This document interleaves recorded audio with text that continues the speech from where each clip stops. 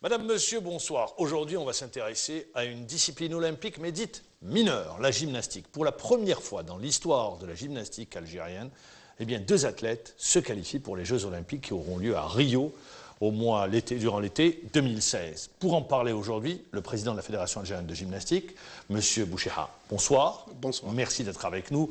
Tarek Loumassine, journaliste à la radio algérienne, bonsoir. Bonsoir. Monsieur Boucheha, c'est une première dans les annales de la gymnastique. Et rappelons au passage que le premier athlète algérien à prendre part aux Jeux olympiques était un gymnaste en la personne de monsieur Lazrali. Oui, effectivement. Donc, on ne peut pas oublier cet événement. Donc, première participation algérienne aux Jeux olympiques. Effectivement, monsieur à l'époque appelé Lazari, mais maintenant c'est Mohamed Yamani. Donc, c'était notre première participation. Il faut aussi souligner que c'est le père de la gymnastique et c'est lui qui a mis en place toute le développement de la gymnastique en Algérie. Alors, première qualification de 2 athlètes, une fille, un garçon. Les résultats ont été obtenus au dernier championnat du monde qui s'est déroulé en Écosse. Est-ce que vous attendiez déjà la qualification directe au JO? Franchement, si vous dites... Est-ce que c'est une surprise? Vous dites non?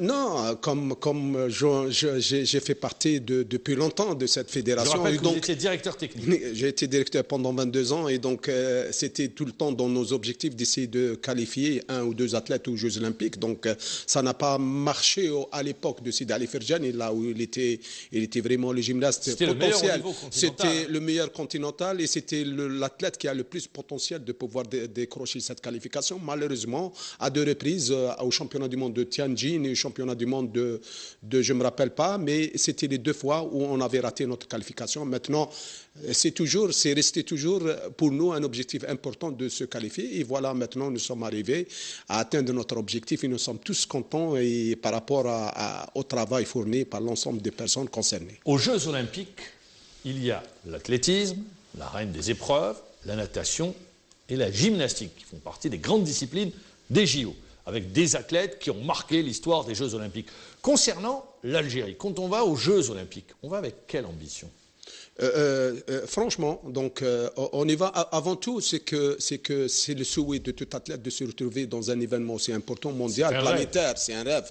Et donc le fait de s'y trouver parmi les meilleurs des meilleurs gymnastes, c'est déjà quelque chose de très important pour le gymnaste et pour l'encadrement et pour la discipline elle-même.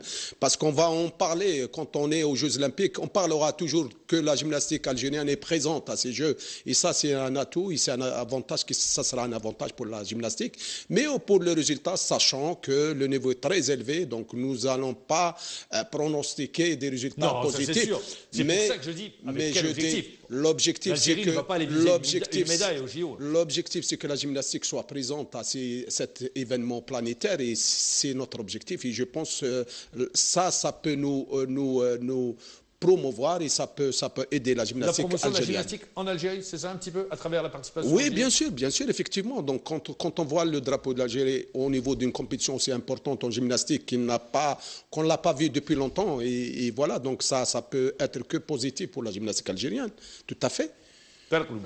Quand on regarde les différentes participations en JO, on remarque qu'auparavant, c'était des invitations, des wildcards que recevaient les athlètes. Cette fois-ci, ce n'est pas le cas. C'est une qualification, donc c'est au mérite des athlètes qui ont beaucoup travaillé, fourni beaucoup d'efforts toute l'année, hein, pendant de nombreuses années, pour arriver à ce niveau-là.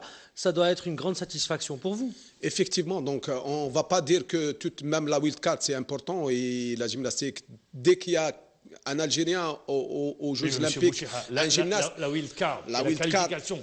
Mais une qualification, on apprécie. Moi, je n'ai pas, c'est pas pour avancer, mais on apprécie mieux une qualification parce qu'elle est arrachée. Donc, quand on arrache quelque chose par l'effort, par le travail, je pense qu'elle est mieux appréciée et je pense que elle est valorisée aussi. Elle est valorisée aussi, comme il a dit M. Mohamed Jabbour. Donc effectivement, donc une qualification, elle est beaucoup plus meilleure. Mais bon, je ne vais pas dire que la wildcard, on aurait pu demander, c'est au cas où les athlètes ne seront pas qualifiés, on aurait pu demander une wildcard. Mais je dirais que grâce à Dieu, une qualification, c'est meilleur qu'une wildcard. Les deux athlètes qui sont qualifiés, c'est les chefs de file de la gymnastique algérienne? Écoutez, je vais être franchement clair chez les garçons. Donc, on n'avait pas tablé beaucoup sur Mohamed Bourgueil, qu'on avait tablé sur Metidji Hilal, qui est le champion d'Afrique en titre 2014. Mais comme vous le savez, la gymnastique, c'est un petit raté, une petite faute de rien du tout, et ça dégringole, et on se retrouve au bas du tableau. Donc, ce qui s'est passé pour moi... Pour Metidji, c'est ce qui s'est passé, c'est qu'il avait raté un agrès, les barres parallèles, il avait fait une petite faute et ça lui a coûté cher. Et donc, par rapport à Mohamed Bourgueil, qui a fait un parcours pratiquement parfait, et c'est ce qui a fait que Bourgueil s'est retrouvé devant lui, et donc à avoir le ticket de Rio. Et pour la fille? Pour la fille, c'est maintenant, si on parle de la fille... C'est la chef de file, elle? C'est la chef de file depuis cette année, parce qu'il faut dire que cette jeune fille, Farah Boufadiane, évolue en France depuis au Pôle France Saint-Étienne. Donc, c'était une athlète qui participait au niveau des compétitions en France. Et là aussi, elle était pratiquement athlète de l'équipe nationale junior français de la Fédération française.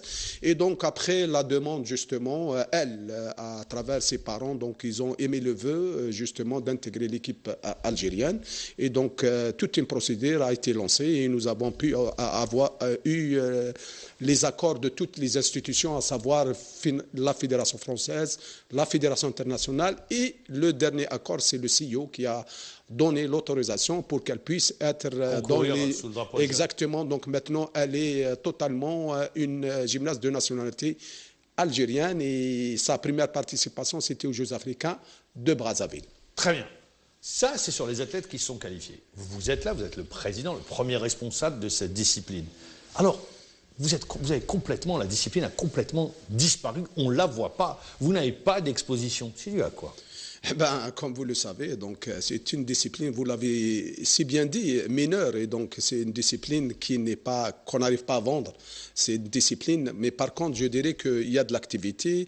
Quand on est venu à la tête de cette fédération pendant ce mandat, nous avons essayé d'apporter de nouvelles choses. Nous avons essayé de mettre une autre dynamique, à savoir. C'est quoi de nouvelles choses concrètement? Concrètement. Quand vous dites de nouvelles choses, c'est une phrase. Concrètement. Concrètement, nous avons carrément réformé le système de compétition. Donc, qui a été archaïque depuis 1963, il n'a pas été changé. Nous sommes venus, nous avons balayé tout ça, et nous avons mis un nouveau système de compétition qui est basé sur des étapes de championnat national qui se font à travers le territoire national. Mais on n'en parle pas du tout. On ne vous voit pas, personne n'est là. On ne sait pas ce qu'il aura fallu que deux athlètes aillent au JO pour que vous soyez au devant de la scène. Et encore. Est-ce que c'est une faute de communication de la fédération? Est-ce que ça n'intéresse pas justement la presse? Comment vous l'expliquez? Non, je vais vous dire exactement. Donc, vous avez parlé que deux qualifications, on en parle. On en parle aussi, 8 médailles d'or aux Jeux africains, on en parle. On en parle aussi en 2014, champion d'Afrique en titre par équipe individuelle avec un maximum de médailles, on en parle. Et après vous disparaissez. Et après on disparaît. C'est ça là, qu'est-ce qui se passe? Donc c'est pas à si nous. Si vous sortez dans la rue, vous dites exactement le championnat d'Algérie de gymnastique, personne ne pourra vous donner la réponse. Et c'est ça le problème, c'est que pourquoi quand on fait des résultats, on en parle, quand on ne fait pas de résultats, on n'en parle plus. C'est ça la question et ça dépend certainement pas de la fédération. Nous faisons notre travail, nous réalisons un programme, nous avons un programme, on le réalise. On met en information les médias et la presse, mais on ne peut faire que ce qu'on peut faire. Ça doit être frustrant pour les athlètes. Oui, certainement, mais on s'est habitué. L'essentiel, c'est que les compétitions se font dans des conditions, dans une nouvelle dynamique où il y a vraiment un rassemblement, beaucoup de gyms. Je pense que le plus important, c'est que les athlètes se retrouvent à chaque fois dans des compétitions à travers le territoire national. Justement, en termes d'exposition avec les médias, vous aviez choisi l'année dernière, par exemple, lors du grand festival de gymnastique, de le faire à Ksal Boukhari. On n'en parle pas beaucoup, mais il y a des pôles de développement comme ça à travers le pays qui bénéficient d'infrastructures, qui forment des athlètes. Donc, pour vous, comment est-ce que vous n'arrivez pas à avoir plus de visibilité ? Écoutez, je ne vais pas encore répéter, je dis ça ne dépend que des médias, nous faisons notre travail. Donc le festival est pratiquement venu, nous l'avons l'année dernière programmé à Ksar Boukhar pour deux raisons. La première, c'est qu'il y avait un projet très important, l'ouverture d'une nouvelle salle, l'inauguration d'une nouvelle salle, Ça, et qui devient, c'est une bonne nouvelle pour la gymnastique, et qui devient un centre fédéral. C'est-à-dire, il est carrément un centre fédéral parce que c'est une très grande salle. Qsar Boukhari, il y a une pratique de gymnastique depuis longtemps, donc c'est quelque chose que...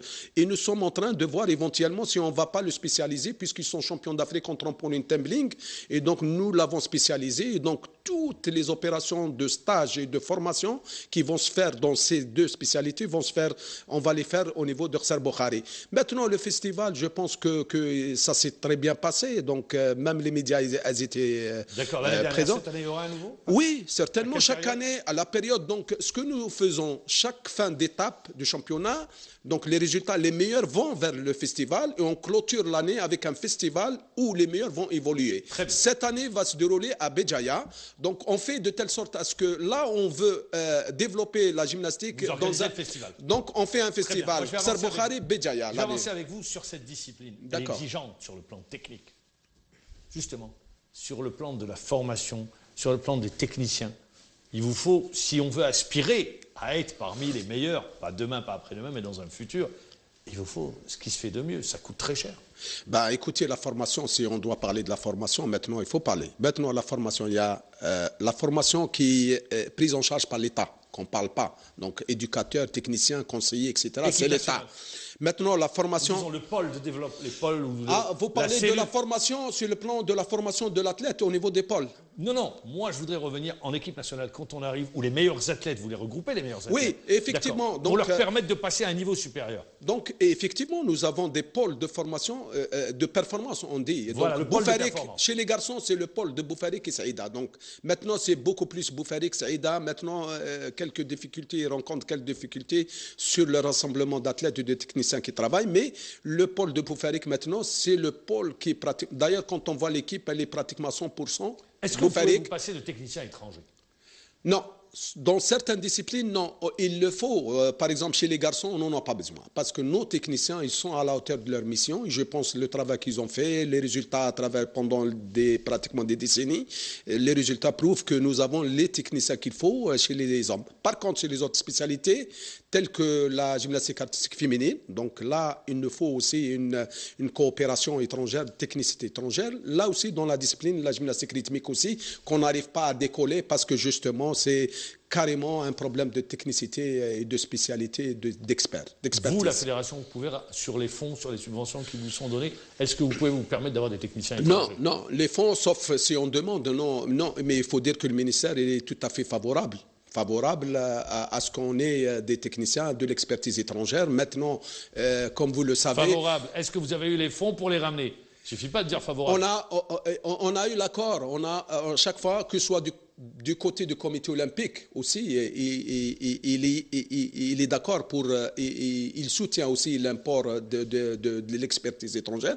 Le ministère, il est aussi, mais le problème, il n'est pas là où au problème. Il se situe ce que...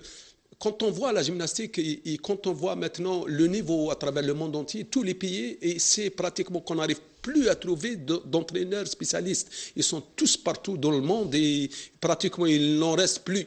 Même j'en ai discuté avec le président de la fédération roumaine, il me dit, moi-même j'ai un problème parce que tout le monde est parti.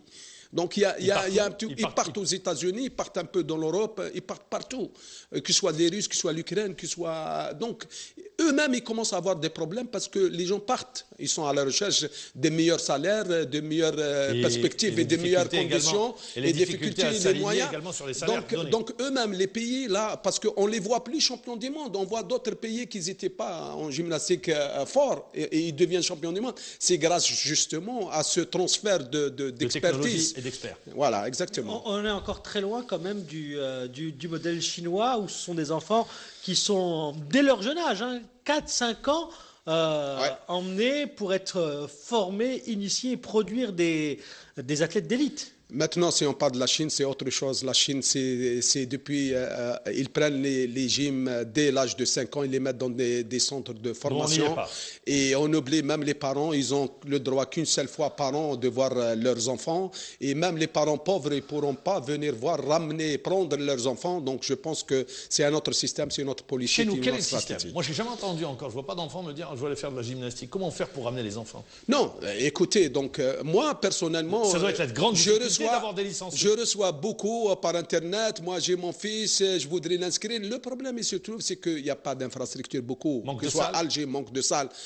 Sur Alger, il y a uniquement deux salles. Il y a une salle à Quand vous Parc dites Morion. ça, on se rappelle tous l'Algérie Sport. L'Algérie Sport, la fameuse Algérie Sport, et c'était le plus grand désastre et le plus grand chaos de la gymnastique algérienne, c'est la destruction de l'Algérie Sport à l'époque. Très bien. Alors comment on fait pour les enfants, ceux qui veulent venir? Parce que le nombre de licenciés, il ne doit pas être... oui, certainement. Il dépend, le nombre de licences dépend d'infrastructures et d'encadrement. Donc, si l'infrastructure est disponible, donc on peut augmenter le nombre de licenciés et aussi l'encadrement. Donc, maintenant, il est beaucoup plus... Sur Alger, j'avais dit 2 salles. Une à Alger et une à Bebzouar, une à Parc Morion, une à Bebzouar. Maintenant, les gens, ceux qui habitent, comme vous le savez, donc de faire le trajet d'Elbière sur Parc Morion, on met 2 heures. Donc, ils sont découragés. Et dès qu'on leur dit il n'y a que Beyrouth et la salle Parc Morion et la salle Bebzouar, ils sont découragés parce qu'il faut des moyens pour... Très bien. L'occasion également, pour vous, pour la fédération, vous avez un événement, c'est au mois de mars, le championnat d'Afrique, à Alger, à la coupole du complexe Mohamed Boudiaf. Est-ce que vous ne dites pas c'est un des moments importants pour la gymnastique, pour qu'il y ait du monde, pour que les jeunes viennent voir, pour que les gosses viennent voir?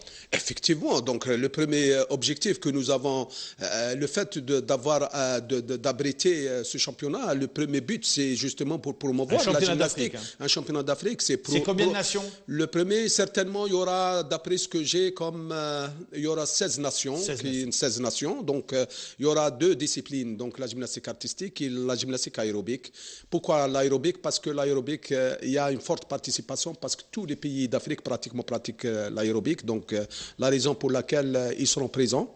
Donc, je pense que ça sera un très grand événement et ça sera l'occasion pour la gymnastique. Moi, j'avais parlé de la gymnastique artistique, il faut dire. Quand on parle de la gymnastique artistique, c'est filles et garçons. Allez dans le détail.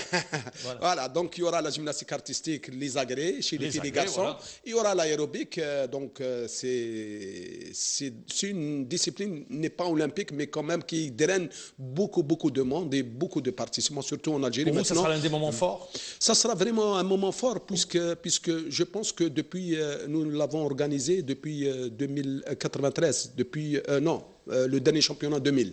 C'était à Bebzouar et maintenant depuis 2000, donc il était 15 ans, il était temps que l'Algérie organise un autre championnat d'Afrique et j'espère qu'il va nous ramener beaucoup de sponsors, ça, beaucoup plus. Quand on regarde, c'est un événement important. Pour vous, en termes de campagne médiatique, il va falloir bien négocier cette compétition. Donc, il va falloir essayer d'appeler les gens, essayer d'attirer les gens.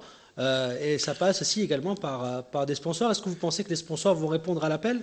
Mais c'est grâce à vous. C'est vous, c'est les médias. Si vous serez présents et vous vous engagez à couvrir l'événement, c'est par rapport aux médias. Dès qu'un événement se trouve, l'organisme d'un événement, il y a certainement les médias. Et ça intéresse quoi? Les médias, c'est les sponsors, ça les intéresse, les médias. Dès qu'ils sauront que cet événement sera couvert par plusieurs médias, donc certainement, ça va se vendre bien.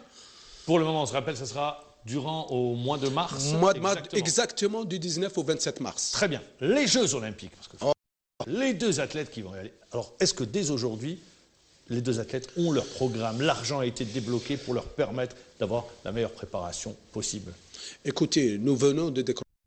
Donc, certainement, le programme n'est pas encore terminé. Donc, nous le terminons. Le contrat-programme a commencé janvier. C'est la cellule dirigée par M. Ammar Brahmiya. Ça, c'est le comité olympique, parce que nous parlons de 2 choses différentes. Il y a le comité olympique et le ministère, donc il y a 2 choses. Donc si on parle du ministère, certainement, donc nous sommes en train d'élaborer justement, après cette qualification, un programme spécial concernant ces 2 gyms. Donc dès qu'il sera arrêté définitivement, donc il sera soumis au ministère, éventuellement pour avoir les moyens qu'il faut pour qu'on puisse le réaliser d'ici jusqu'à... C'est un stage permanent? Certainement, de toute façon, chez les garçons, je vous le dis, à Boufarik, c'est permanent, ça. C'est en permanence. C'est un stage bloqué pendant toute l'année, ça fait des années. C'est la raison pour laquelle on arrive à ce résultat, parce que si on ne travaille pas comme ça, on n'arrivera pas. Hein. Mais je pense que le problème n'est pas là. C'est que maintenant, il faut beaucoup de compétitions, de préparation, d'évaluation, de contrôle. Ça, c'est le plus important. Donc, il y aura beaucoup de déplacements. Donc, il faut beaucoup de moyens, beaucoup de fonds. Donc, c'est ce qu'on va mettre sur le programme et j'espère que le ministère, certainement, moi, je pense, il a toujours répondu favorablement au ministère et donc je pense qu'on aura les moyens qu'il faut pour préparer de mieux nos athlètes. D'un côté, vous dites le ministère, mais il y a également une bourse comité olympique. Exactement. Donc maintenant, comme moi, il faut dire que je suis toujours dans l'exécutif du comité olympique. Voilà, et je le sais. Voilà. Donc pour ça. Et donc, moi, même la politique du comité olympique, elle a été toujours envers l'athlète, envers les athlètes qui vont participer aux Jeux olympiques et envers les athlètes qui prétendent à la qualification. Donc, certainement, le comité n'hésitera pas à mettre les moyens sur les athlètes qui sont qualifiés pour se préparer dans de meilleures conditions afin de représenter l'Algérie au mieux possible, à Rio. Ça sera en 2016. Dernière question. C'est un problème qui ne va pas se poser pour Farah Boufaden, qui, elle, évolue en France. Évolue en France, c'est-à-dire en termes d'infrastructure, en termes d'encadrement. Elle a tout ce qu'il faut pour faire une bonne préparation. Réponse rapide. Je réponds simplement, et oui, il faut l'installer dans un centre de préparation de haut niveau à l'étranger, et c'est ce que nous sommes en train de faire, d'essayer de trouver le mieux possible le centre qui répond aux conditions de travail. Merci. Merci. On se retrouvera bien évidemment au mois de mars pour le championnat d'Afrique que va abriter l'Algérie. Ça sera à la coupole du complexe Mohamed Boudiaf. Merci une nouvelle fois d'avoir répondu à l'invitation. Merci Tariq Loumassine. Moi je vous dis bonsoir et à demain à la même heure. Allez, au revoir.